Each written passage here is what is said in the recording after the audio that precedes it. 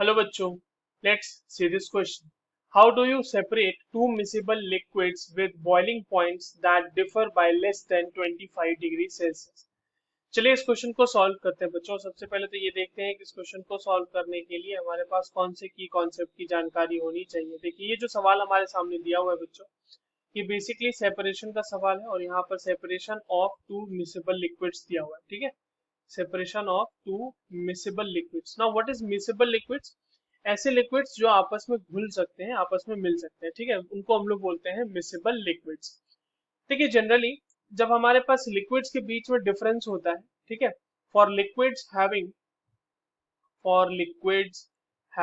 difference in their boiling point, अगर हमारे पास ऐसे लिक्विड का मिक्सचर है, for liquids having difference in boiling point, तो हम इसके लिए कौन सा टेक्निक यूज करते हैं बच्चों? लिक्विड्स फॉर, है ना, डिस्टिलेशन टेक्निक यूज करते हैं हम लोग। ठीक है, डिस्टिलेशन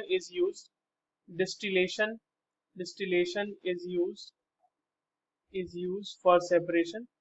पर अगर हमारे पास ये जो डिफरेंस है आपके पास बॉइलिंग पॉइंट का, वो 25 डिग्री सेल्सियस से कम आ जाता है।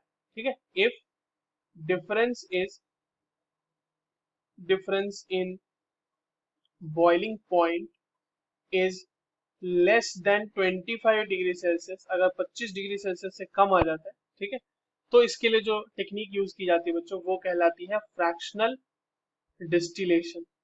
ठीक है, फ्रैक्शनल डिस्टिलेशन, जहां पे हमें अलग अलग टेम्परेचर में, जो हमारे पास फ्रैक्शनेटिंग ट्यूब होती है, उसमें अलग अलग टेम्परेचर के लिए अलग अलग वेपर्स हमें अलग अलग टाइम पे मिलते हैं। There is a fraction of vapours created over there, और जिसे हम बाद में एक एक करके रिमूव कर लेते हैं और इस तरह से हम अपने लिक्विड्स को सेपरेट आउट कर लेते हैं। इसका जो सबसे एक एग्जाम्पल देखने को मिलता है, या यूं कह लें कि फ्रैक्शनल डिस्टिलेशन का जो एप्लीकेशन देखने को मिलता है बच्चों, वो पेट्रोलियम प्रोडक्ट्स को सेपरेट आउट करने के लिए यूज किया जाता है, और इसका सबसे बेहतरीन एप्लीकेशन यही है। Right, so that's all for this question. I hope you understood this well. All the very best.